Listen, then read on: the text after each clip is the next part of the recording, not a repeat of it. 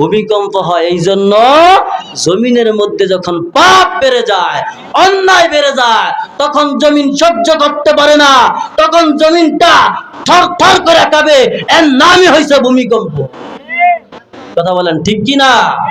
আপনি সুদ খান, ঘুষ খান, হারাম খান, অন্যায় করেন, অপরাধ করেন, নিজের বোনের হক মেরে খান, নিজের ভাইয়ের হক মেরে খান, বিলে গেলে নিজের অন্যের আতাল কাইটা নিজের আতাল সোজা করেন। আপনি গান বাজনা শুনেন, রাত নাই দিন নাই, আপনার মোবাইলে গান, হেডফোন দিয়া গান শুনেন, আপনি টিভির মধ্যে বইয়া থাকেন, অন্যায় করেন, অপরাধ করেন, পাপ করেন। আমার আল্লাহ সহ্য হয় না, জমিনের সহ্য হয় না।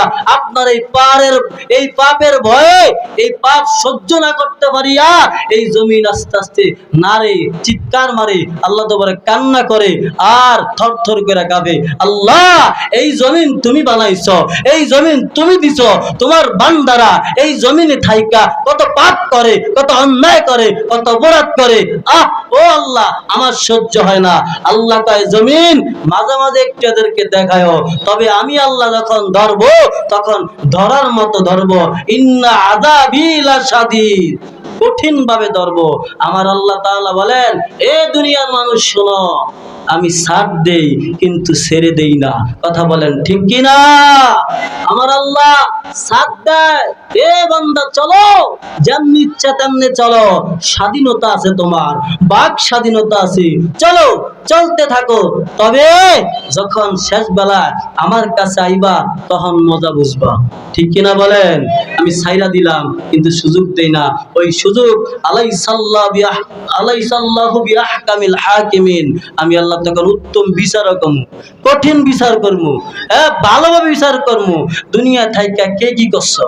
আল্লাহ তাআলা আমাদেরকে আমাদের জীবনের গুনাহ মাফ করুক, আমাদেরকে দ্বীনের জন্য কবুল করুক। না আমিন।